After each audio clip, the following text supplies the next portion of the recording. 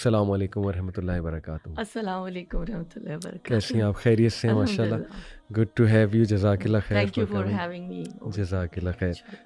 It's always a pleasure. Same ماشاء اللہ. تو جیسے میں بتا رہا تھا آڈینس کو کہ پچھلے دنوں ماشاء اللہ ہم UMT آئے تو آپ سے ملاقات ہوئی تو کچھ ایسے موضوعات پہ ڈسکشن ہوئی کہ نوجوانوں کے لیے ہم کیا کر سکتے ہیں، اور آپ نے بڑا کنسرن شو کیا. پھر آپ نے کچھ پرابلمز رکھے میرے سامنے، تو میں چاہوں گا وہیں سے ہم بات شروع کریں تاکہ شروع میں ہی ایک آڈینس کو پتہ لگ جائے کہ ہم کن پرابلمس پہ بات کرنے لگیں. اس میں ٹو نیم سم پرابلمس آپ نے بتایا کہ ایک تو جو بے راہ روی ہے، مورل کرائسس چل رہا ہے ہماری یوتھ کا، اور آپ نے بہت ہی غم کا اظہار کیا اسپیسیفکلی فیمیلز کی بات کرتے ہوئے. میلز میں بھی بہت پرابلمس ہیں، نو ڈاؤٹ اباؤٹ دیٹ، لیکن آپ کا خاص جو ایک غم تھا وہ فیمیلز کو لے کر تھا کہ ہماری بچیاں شاید یہ بھول چکی ہیں کہ حیا کیا ہے اور ایک فیمیل کو کیسے کیری کرنا ہے اپنے آپ کو. آپ نے کچھ واقعات بھی ایسے بتائے، جنرل واقعات، اور اسی طرح آپ نے پھر ڈسکس کیا کہ پیرنٹس اور اسٹوڈنٹس میں کتنا گیپ آ چکا ہے. تو میں چاہوں گا کہ تھوڑا سا ان پرابلمس کو ہم دوبارہ ٹیبل پہ رکھیں اور اس کے بعد سلوشن پہ آئیں. تو میں آپ سے سننا چاہوں گا کہ آپ کیسے دیکھ رہی ہیں جنریشنل جو کرائسس چل رہا ہے اس کو. اگر ہم ابتدائی طور پہ جیسے آپ نے ابھی ذکر کیا کہ تعلیم کے حوالے سے اگر ہم تعلیمی اداروں کی بات کریں تو اس حوالے سے کہ ہم جنریشنز کو ہارمونائز کریں گے تو بات آگے بڑھے گی. اچھا، اب یہ ہے کہ ایلڈر جنریشنز ینگر جنریشن سے کیسے مطابقت رکھیں گی اور کیسے وہ ان کا کمفرٹ لیول ایک آئے گا. لیکن اس سے بھی پہلے میں سمجھتی ہوں ایک پہلا سوال تو یہ ہوگا کہ کیا وہ اساتذہ جو کہ تعلیم دے رہے ہیں کیا خود بھی ان کا قبلہ و کعبہ، ان کا ویلیو سسٹم درست ہے یا نہیں. کہ ہمیں سب سے پہلے اساتذہ کی تربیت کرنی ہوگی. اور مجھے بھی بڑی اس چیز سے دلچسپی ہوتی ہے کہ اگر میں فیکلٹی کے ساتھ بیٹھوں اور فیکلٹی کو کچھ ہم کی پوائنٹس بتائے جائیں، اور ظاہر ہے it's not an on off button, it's a gradual process. تو سب سے پہلا تو یہ اسٹیپ ہوگا کہ ہم اساتذہ کے ساتھ تھوڑے ہم کچھ اس طرح کی ریلیشن شپ پہلے اسٹیپ میں ہماری ہو کہ وہ ہمارے ساتھ ہم سے ڈرے بھی نہیں، کہ جب ہم ان کو کچھ بات بتانا چاہتے ہیں دین کی اور ہمارے ساتھ وہ ایزی ہوں اور سمجھیں کہ یہ لوگ ہماری کچھ بہتری کی ہی بات کرنا چاہتے ہیں.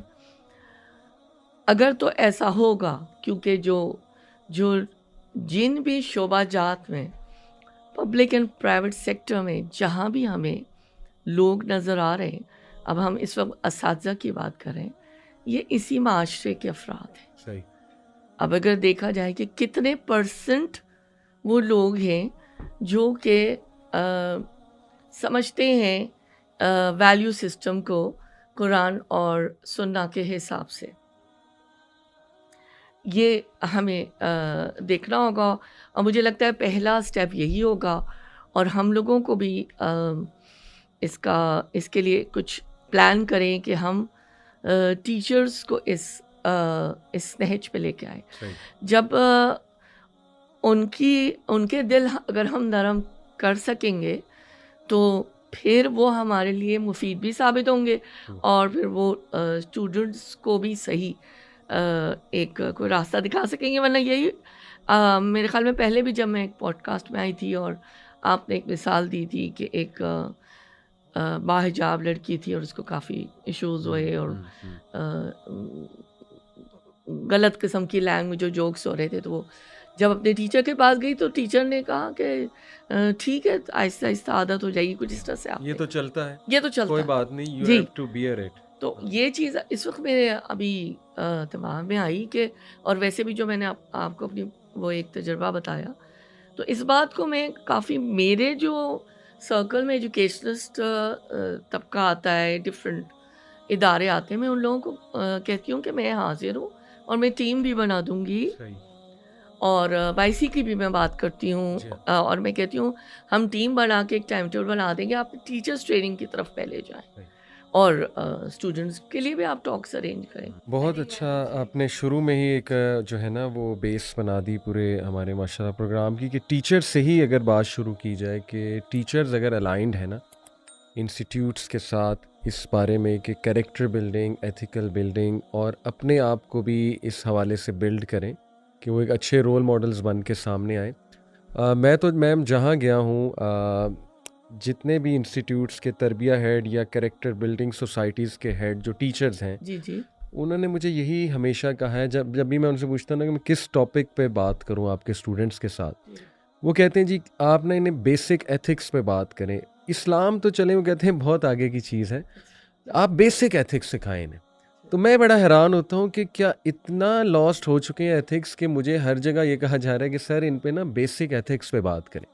اور جب میں ان سے پوچھتا ہوں بیسک ایتھکس چلیں مجھے موٹے موٹے میں بات کر لوں گا لیکن specifically what do you mean by it, کہتے ہیں کہ سر سب سے پہلی تو بات آپ ان کو یہ بتائیے نا کہ مرد اور عورت جو ہے وہ آپس میں بات چیت کیسے کریں, انٹریکشن کیسے کریں, اور اللہ تعالیٰ نے کس طرح سے دونوں کو ایک بیچ میں سیگریگیشن کا جو کانسیپٹ ہے اس کے بارے میں تھوڑا سا سمجھائیں, اور تھوڑا یہ سمجھائیں کہ بڑے کی رسپیکٹ اور بڑے سے کیسے بات کرنی ہے. پھر ظاہر ہے کہ پرابلمس کو کس طرح مینیج کرنا ہے اور ایتھیکل رویہ کیا ہونا چاہیے ایک چیز کو لے کے, فیڈ بیک لینا.